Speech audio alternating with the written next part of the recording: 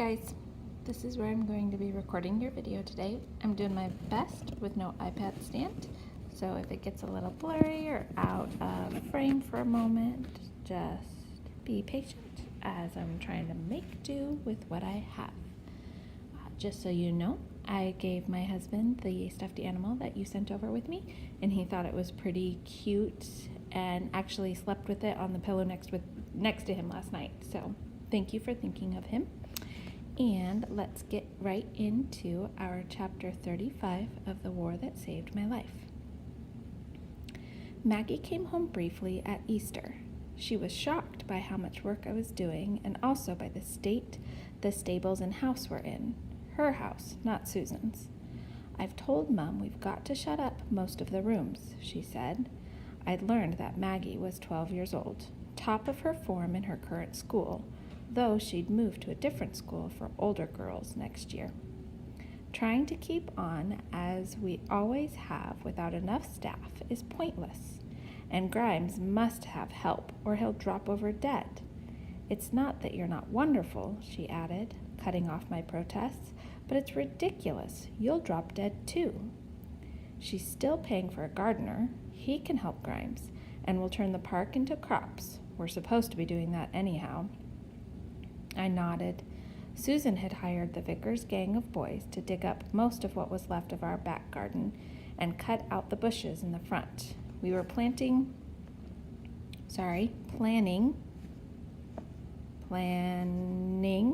a big victory garden, potatoes and turnips and carrots, Brussels sprouts and peas. Susan had already planted lettuce seeds on the dirt covering the roof of our shelter. Jamie was agitating for chickens since eggs were getting scarce. Interesting word right there. You might want to look that one up. "Most of the evacuees in town are gone," Maggie added. "Mom said so. It makes her feel she hasn't done her job properly. Do you think you'll leave?" I shook my head. Our mom thinks we're safer here. I'd written to Maggie several times over the winter, but not once had I been able to tell her about Mam's disappearance. I didn't want Maggie to see me as rubbish, easy to throw away. "Friday's my birthday party," I added. "Will you come to tea? We're going to pretend I'm turning 11. Maggie already knew about my real birthday and my pretend birthday, but she still looked startled. "I thought you were 11 already," she said. "You seem older than 10, even though you're small." This pleased me. "Really? Maybe you should tell Susan. Maybe we should pretend I'm 12. Maggie ignored this. "I'll be glad to come to the party. Home's dreadful. You can't imagine. I've never liked school, but now home's worse. Mom's in a funk all the time. Every time I saw Lady Thornton, she seemed in constant motion, making lists, chivying volunteers, commanding the WVS. When I said so, Maggie grimaced. Another good word, grimaced. Yes, that's her public face. In private, she sort of slumps, and everything about her goes slow and dull. I didn't know she'd gotten like this. When she writes me letters, they come from her public side. Jonathan had finished his pilot's training, Maggie said. He had been sent to Stratford RAF base, which was north of London somewhere. Mom can't get past it, she said. Her brothers died in World War I, all three of them, pilots. I shuddered. Maybe Jonathan should have gone into the infantry. That's what Dad said, but Jonathan's like my uncles were, dead keen on flying. He's always wanted to, even before the war. Mom told him she absolutely forbade it, but he signed up anyway. He was 21, so she couldn't stop him. "If he dies, Mom will die too," Maggie said. She had 2 other brothers after Jonathan, before me.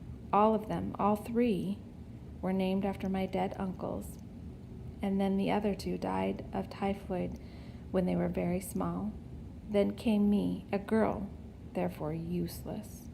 Mom's been afraid of this war since the day Jonathan was born. Something interesting to think about. Then came me, a girl, therefore useless. I wonder why Maggie thought that.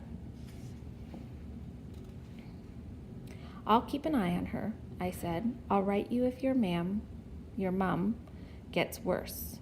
Oh, interesting. Did you notice that? Oh, sorry. That Ada calls her mom ma'am. Maggie calls hers mum. Maggie nodded gratefully. You don't know what it's like being away from home and being so afraid. Then she gave me one of our long, serious looks. Or maybe you do. It's not really my birthday, I said, on the morning of my celebration tea. No, Susan agreed. I'm not really 11 yet, or maybe I'm already 11. If I thought about it, this made me angry, so I mostly didn't think about it. Those are the two choices, Susan agreed. I could be 14. Doubt it, Susan replied. You'd probably have a bit of a bust if you were. Some of you are giggling right now, I think. This made Jamie snort milk up his nose. I laughed too, and then I started to enjoy the day. Susan had put a cloth on the kitchen table and wildflowers Jamie picked in a vase in the center. She had saved up enough sugar from our rations to make a little cake. We had meat paste sandwiches, cut very thin, and fresh radishes and tiny spoonfuls of custard sauce over the slices of cake.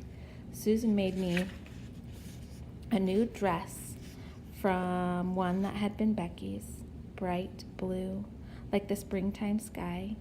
She gave me a book called The Wind and the Willows. It was an old book, the cover faded and worn.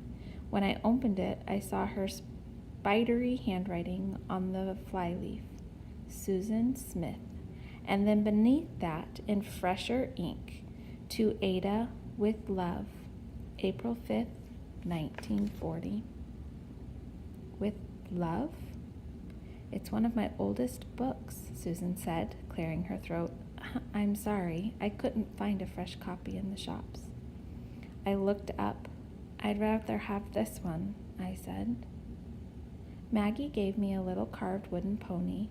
It's silly. It came from our nursery, she said, but I saw it the other day and I thought it looked like butter. It did look like butter. Butter in the summer, sleek and trotting through the grassy fields. That night, I put my new book on the shelf Susan had cleared for us in our bedroom. I put the pony on the windowsill so I could see him from the bed. I hung my dress in the wardrobe next to my other clothes. I had so much. I felt so sad. Early the next week, Hitler invaded Norway and Denmark. It felt like England had lost a battle, even though I'd never so much as heard of Norway or Denmark before. As spring continued, Germany took over Holland and Belgium as well. Winston Churchill became England's new prime minister. The war, which had begun to feel like memories of our flattened London, hazy and unreal, suddenly came into sharper focus. Susan had always listened to the news on the radio each evening, but now Jamie and I paid close attention too. There still weren't bombs in London or anywhere else, but the Germans were much nearer to England than they had been. Everyone thought we would be invaded next. The Air Force built pillboxes around our airfield to defend it. The government gave us 7 rules. Do not waste food. Do not talk to strangers. Keep all information to yourself. Always listen to government instructions and carry them out. Report anything suspicious to the police. Do not spread rumors. Lock away anything that might help the enemy if we are invaded. Like what? Jamie asked. Guns? Yes, guns, Susan said. Lady Thornton, for example, her husband has a whole room full of guns for hunting game birds. She'll need to hide them away. We haven't got anything here the enemy would want, Susan continued. We don't have anything dangerous or valuable. You aren't to worry, she said. Even if the Germans do invade, they won't hurt children. They didn't hurt children in Norway or Holland. Somehow, this didn't make us feel better at all. The rumor in the village was that Holland had been full of German spies sent in before the invasion to help it go smoothly. The spies were called fifth columnists. I didn't know why. Fresh posters went up on the wall by the station, reminding us that England, too, might be full of spies. Loose lips sink ships, the poster said. 26 ships had been sunk in March, 10 in April. It was fewer ships than earlier because now fewer ships were trying to get through the German blockade. Jamie started wetting the bed again. Susan marched him over to the airfield to talk to some of the soldiers, thinking they would reassure him. Instead, the men told Jamie that of course there were spies in England. They told him that children were often better than adults at noticing things and that he, Jamie, needed to act like a soldier and keep the good lookout. They told him to report back at once if he discovered anything unusual. I didn't think Susan expected the RAF to turn Jamie into a snoop, but anyway, he quit wetting the bed. The government asked all the men who weren't already in the army to become local defense volunteers. Stephen's colonel was angry that he couldn't join. A man shouldn't be useless at a time like this, he fumed. It's not your fault you can't see, I told him. We'd run into them at the library. Susan was picking out more books for me, and Stephen was looking for things to read to the colonel. What difference does it make, he said. I still hate feeling useless. And the boy tried to join up, and they wouldn't have him either. I looked at Stephen in alarm. How old are you? I asked. 13, he said. He dropped his voice to a whisper. I didn't really try to join. I just told him I did, so he wouldn't be disappointed in me. It's nearly a full-time job taking care of him. Who does he think would... Ooh, what's that word? Queue? For the groceries, if I had to go off and drill? The local defense drill with broomsticks,